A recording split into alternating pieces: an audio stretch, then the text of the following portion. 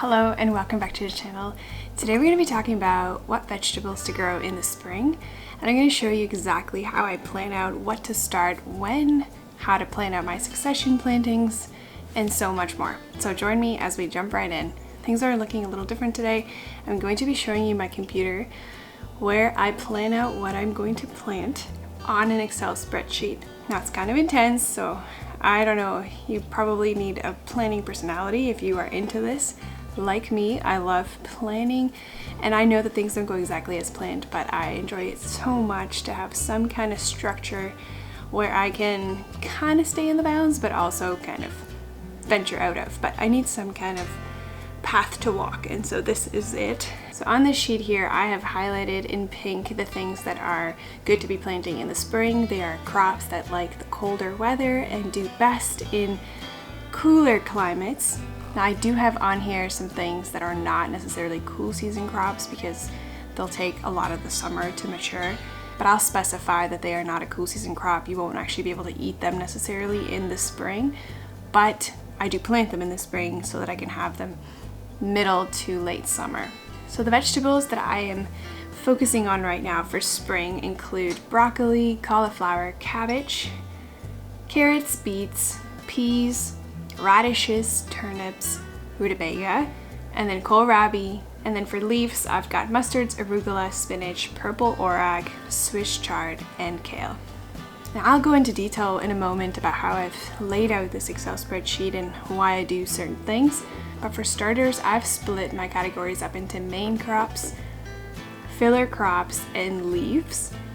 That's just easy for me to distinguish what are my priorities, what are some things that I'm going to be planting around my main crops, so those are my fillers, and then some leaves, which are usually quick crops that don't take up a lot of room that I can, kind of interplant between both of those things. I use 3 important things to make this garden planner successful. The first thing is days to maturity for each crop. Let me zoom in on this spreadsheet to show you what I'm talking about.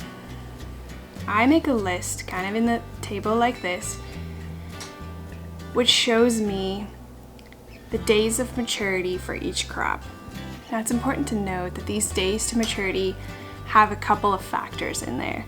First of all, these days are calculated if the crop were at its ideal temperature for these specific days, which we all know that temperatures vary often, so you can't totally take this at face value. The other thing you need to know is some of these days to maturity that you can see on the seed packet or Google online will be dependent on if it's a crop that you usually direct sow, so put the seed directly into the ground, or if it's a crop that you would regularly start indoors and then transplant outdoors. Stick with me here, kind of confusing, but I'll try to make it as simple as possible. If you are growing a crop that usually is started indoors and then transplanted outdoors, the days to maturity are generally counted by the time that you transplant the seed. So from that moment until it's ready for harvest. That would include things like tomatoes, peppers, and so on. Things you would normally start indoors and then transplant. The time starts counting when you transplant that plant, so not when you plant the seed indoors. I hope that makes sense.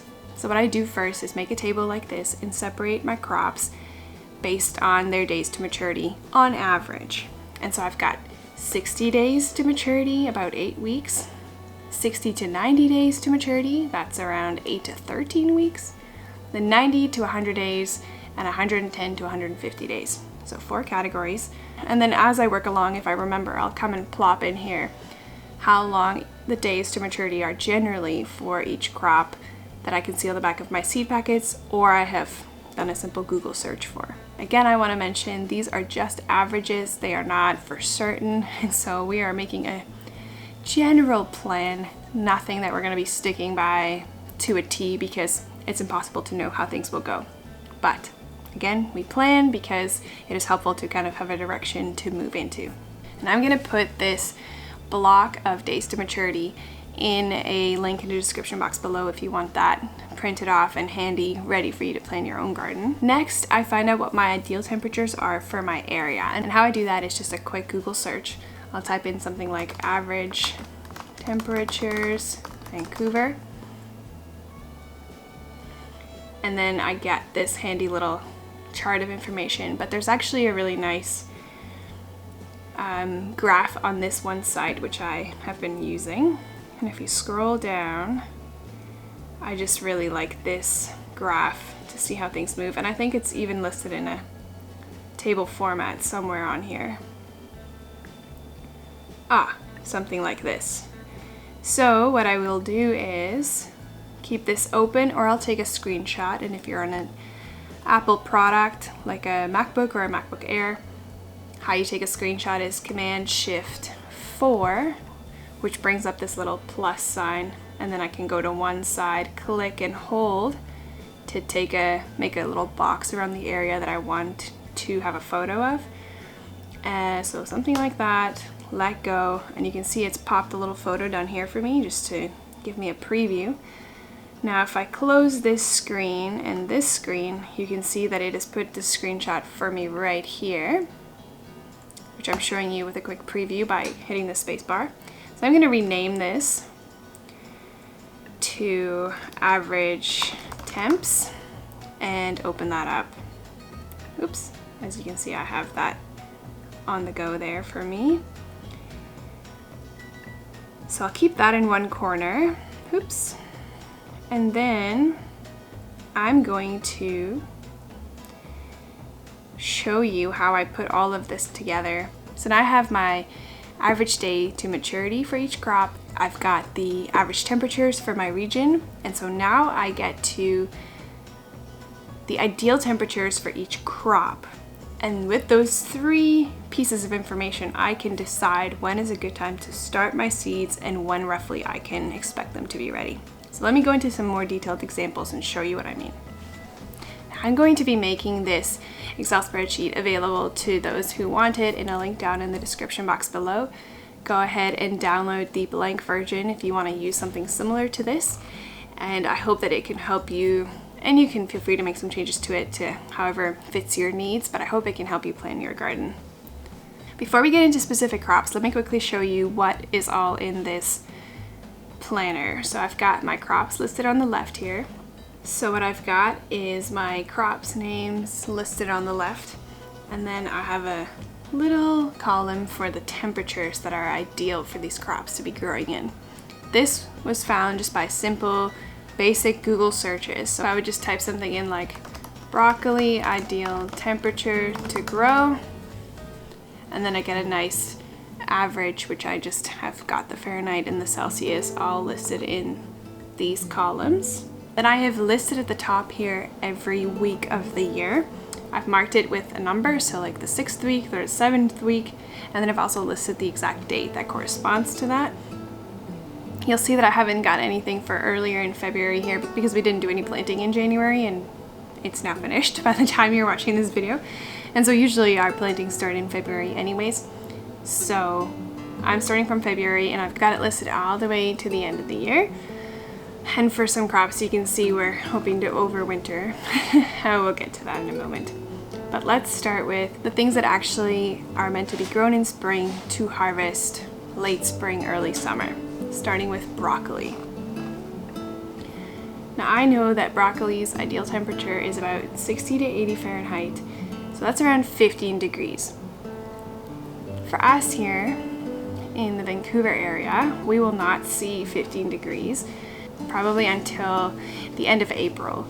So anytime before April can't really count to the exact days of maturity because it will be in a temperature that's cooler for the crop. Now this is a good time to say that it doesn't mean I cannot plant broccoli until the end of April. Totally not. Because this is a frost hardy crop. The ones I'm going to be sharing with you today are all frost hardy. So they can handle a little bit of cold. They can be planted out in the cold.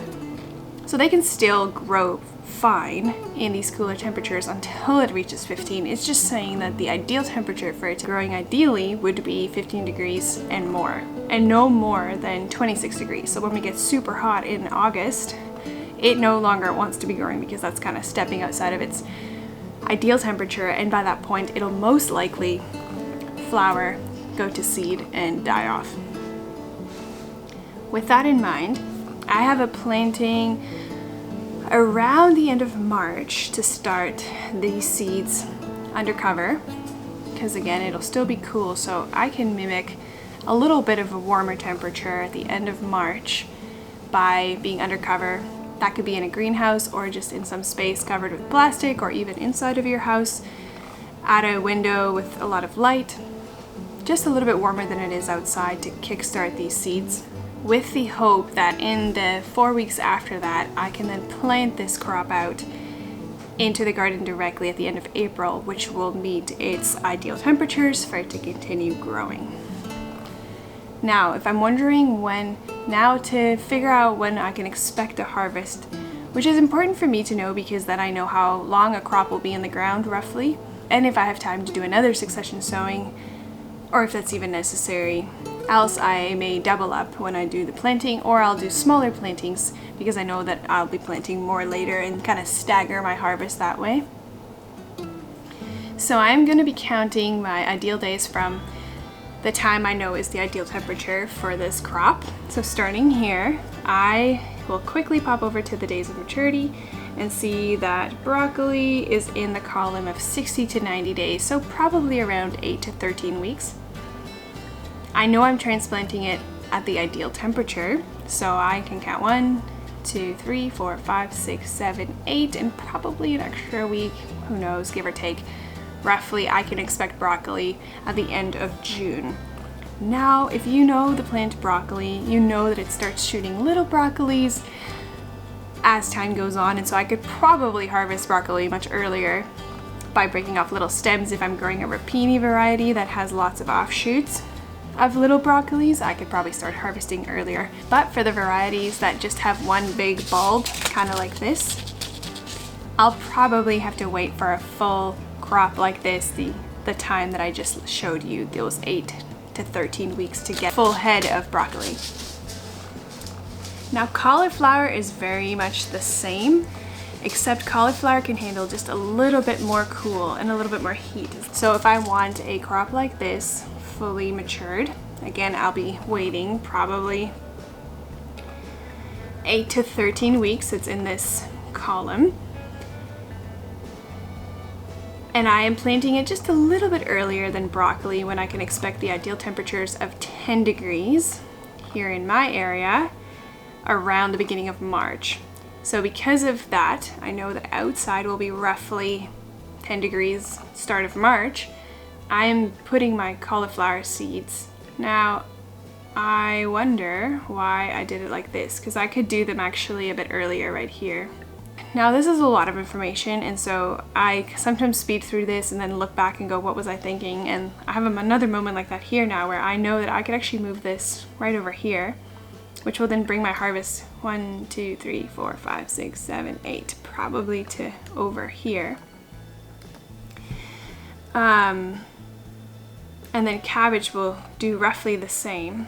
So I think that I meant to finish this off like this, because I believe cauliflower and cabbage are very much the same with their ideal temperature, and then also days to maturity. So I'm just gonna do the exact same thing there and then expect a harvest anywhere in this region, really. Now for, whoopsie, I probably meant to do this something like this. There we go, that seems more right. I've made some changes here.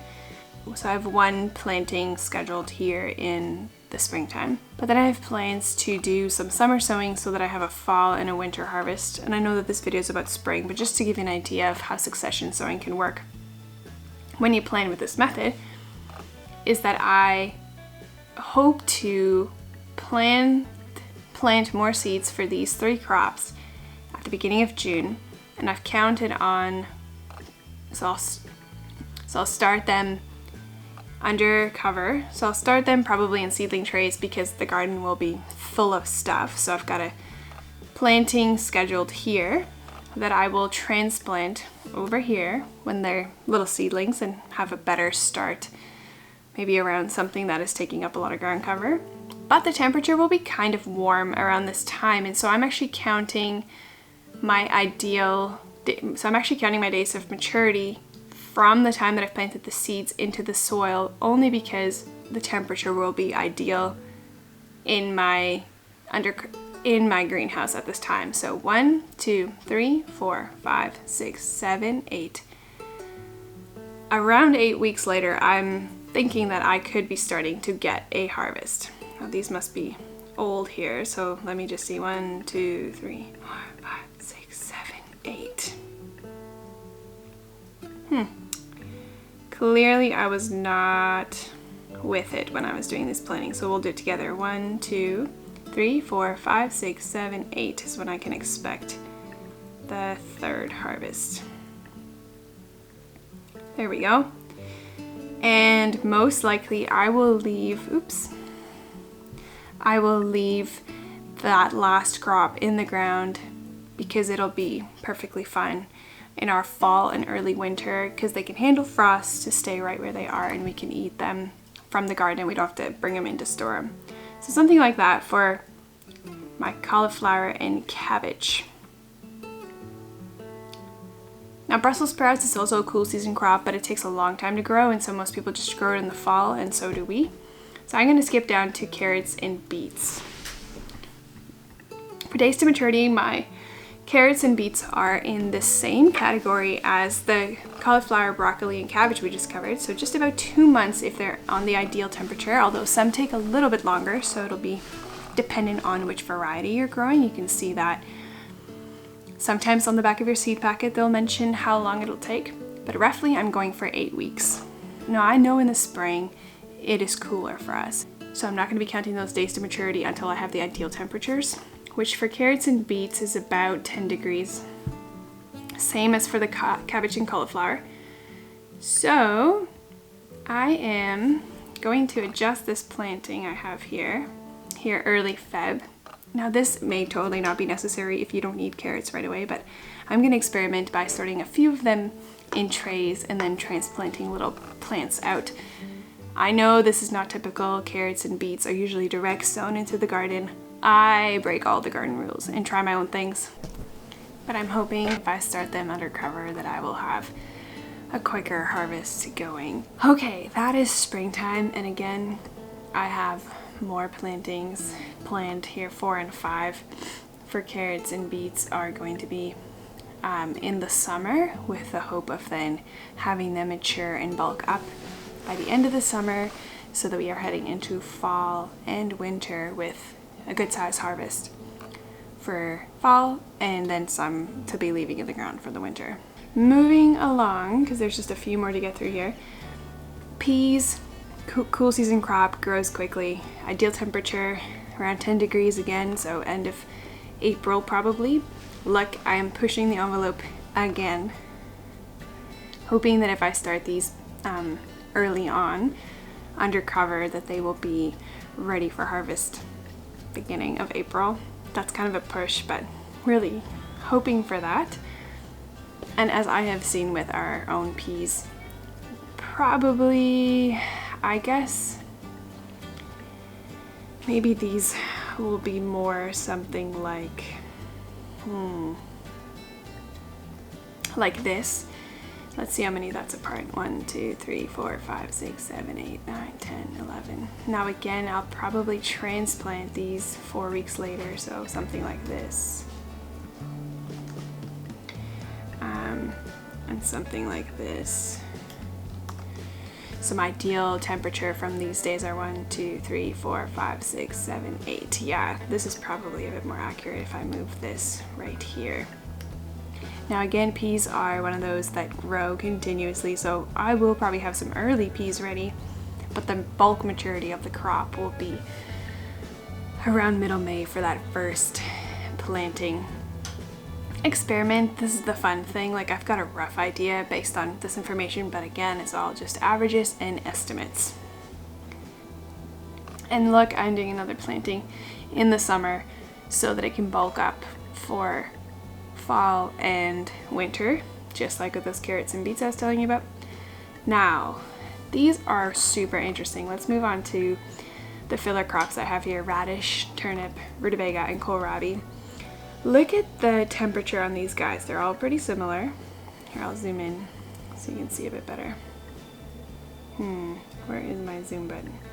Here we go. So they are pretty much all mostly around 7 degrees, so a little bit earlier, probably around start of March.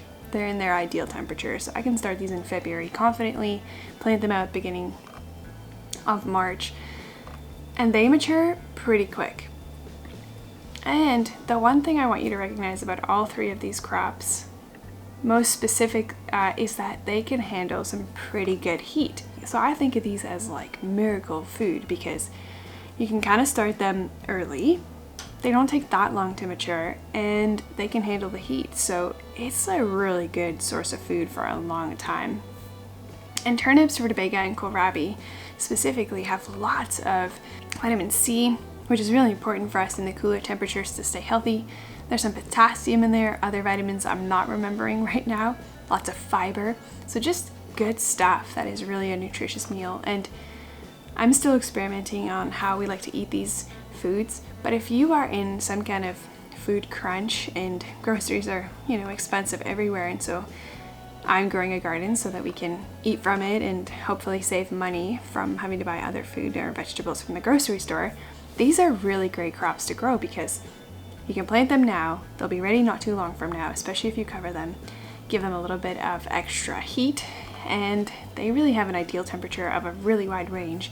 So you can have crops pretty soon, both in time and in days to maturity. So really cool crops, and I want to experiment with them a lot this year. So I've got plantings about 3 weeks apart, and I'll probably transplant them as the seedlings just kind of come up. So this first sowing I've got here, I'll probably the same time I plant the new ones under cover, I'll transplant those outside and monitor their growth that way. But really cool crops that I am excited to spend more time with this year, and they are kind of small in size. I mean, kohlrabi can get pretty big in its leaves, but the other ones don't take up all that much room, and so they're really nice to grow as fillers around my bigger crops, like say the cabbage or broccoli, cauliflower, that take up a lot of room. These will grow really nicely all around them. I love thinking about this stuff because cabbage, broccoli, and cauliflower will grow a big root, if you can imagine that. So just like just imagine kind of like a long pipe, probably no longer than that for those crops. But all the soil around it will kind of be open. I mean, it'll have a leaf coverage from, cabbage leaves and broccoli leaves and so on, but the soil is open. And so if I can manage it so that I can have pretty close to those crops these other things that grow in the ground, radish, turnip, rutabaga, and kohlrabi, they can use up the soil around these big crops pretty well that would otherwise just go to waste. Now you could do that, or plant your cabbages and cauliflower, broccoli closer together so that their leaves are kind of bunching up. Anyway, now I'm going off the side again. I'm always pushing limits. Sometimes they work, sometimes they don't, but we can plant things generally a whole lot closer than you think. Or interplant, if you can do that strategically. Leeks is another one you can plant here in the spring. Ideal temperature, again, 10 degrees here for us, end of April. They take a really long time to mature. Like, I've got this giant gap between when it'll be ready for harvest. So I am not going to talk about that right now because really it's harvested in the summer, but that is when you can start now. Just like onions, which I skipped over up here. I'm going to do a few successions here because I hope to have some early summer onions, but I'm going to bulk up on planting number 4 and 5 here because that's hopefully going to be my storage crops for fall and winter, which should last us all the way into spring, hopefully, until we do this again. But these first 3 is going to hopefully get us some early crops, and they take long to mature. So just like the leeks, I'm not really going to talk about them because even though you'll plant them in the spring, you won't really harvest to eat them in the spring. Finally, let's quickly address some leaves. The ones I'm going to be growing for springtime is mustards, arugula, spinach, purple orac, Swiss chard, and kale. Now the ones that will take the quickest will be these top 4. Mostly the top 2. Mustards and arugula grow really quickly. Thin leaves. They can get really big, of course, if you let them, but you can pick them so small. So I find that mustards and arugula are just so productive and so quick. So I'm planting every other week here so that we have some kind of salad greens to start incorporating into our vegetables. I really think that the plants that are meant to be grown in the cool seasons are jam-packed with the vitamins and the minerals that we need for this time of year. And so the quicker I can get these, the quicker we can eat them and stay healthy. Also, it's good food to keep our immune systems going. So good to be planting all around. Takes just a little bit longer, but we'll be ready soon after. Swiss chard, again, I guess I can group that in with the spinach. Now kale will take a little longer to mature unless you want to just keep picking small leaves, but I do find that here you can see I've left this much room, a few weeks in there for it to actually be ready.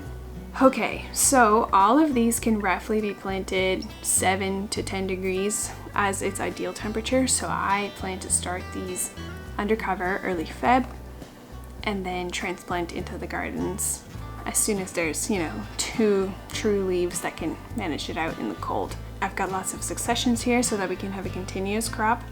Kale, I didn't succession sow because I found usually my first kale plants do just fine all the way through the summer and into the fall. And I will most likely, do another planting at the end of the summer for my kale. That way I know I have a good new fresh plant or a few plants that will take us through the fall and the winter season all the way into spring, because kale can handle a pretty good frost. So those are my leaves. They usually take about 2 months to be in full maturity, but I know I can pick them much earlier at small leaves, and they're pretty much ready to eat within a month. So lots to happen there. Well, I hope that has been helpful to you as you think about which vegetables to grow this spring. I cannot wait to get started, so until the next video, hope that you enjoy your time gardening, and we'll catch you in the next video. Cheers, bye.